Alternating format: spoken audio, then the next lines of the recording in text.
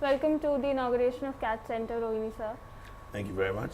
So, what was your impression about the CADD Centre Institute when you saw the machine and the presentations about the centre? Well, first of all, let me start by saying that today was a very enlightening day in terms of attending this event of the CADD Centre as a special guest. And my impressions were profound. Why? Because I was very surprised about the whole concept behind CAD, how to deal with things like product design and analysis, to deal with, for example, aerospace design, to look at building design in particular, which will be very helpful for Ghana, and basically to go into the concept of pre-engineering.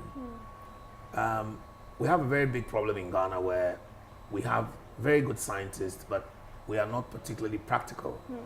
And this has cost us in various worldwide competitions, for example, the National Science and Math Quiz. So to have this design, which is mainly to teach you how to think logically in designing as an engineer, as a sort of foundation before you even start the course, I think is the best thing, because it will make your mind think of how to do things instead of just doing things because you have just read about it or you have just heard about it. But it would make you become more innovative, so that when there are new requests from, for example, your customers, or the world has moved on to the next stage, you'll be able to apply that sort of logical mindset to take the design to the next level. And for me, that was very, very intriguing. And I think that it's something that we should be looking forward to doing same in Africa as well. Sure. We all are aware that President of Ghana is doing so many projects such as the One District, One Factory. In terms of technical expertise, would you be suggesting him to replicate such a program in Ghana as well? Yes, the president has actually started in terms of skills training. Okay.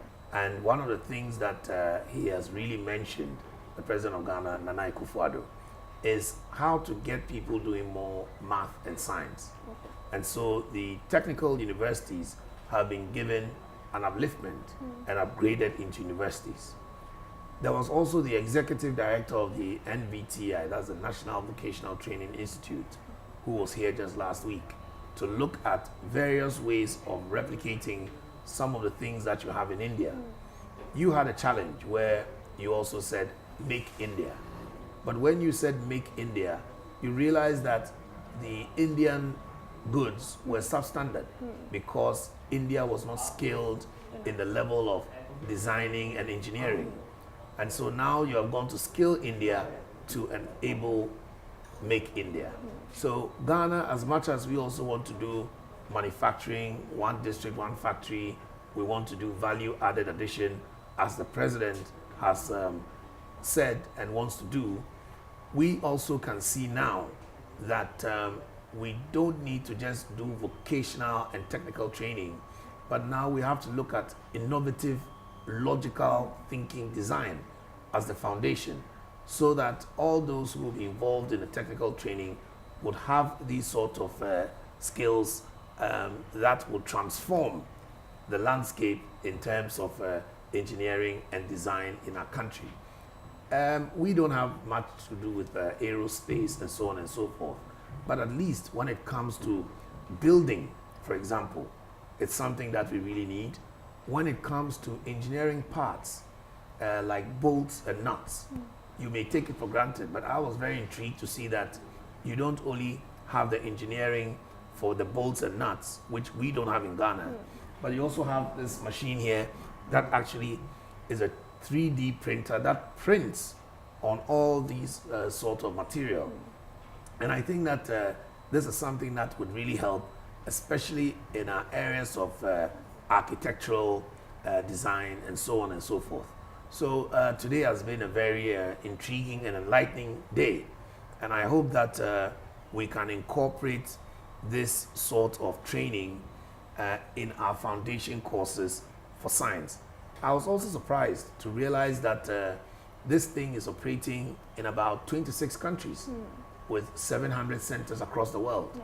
And if there are 27 countries in the world benefiting from this, then I would endeavor to make sure that Ghana is the 27th country to benefit from such a course, so that when it comes to our electrical engineering, our civil engineering, the various aspects of engineering that we need to take to the next level, we can learn from the CADD formula to improve accordingly.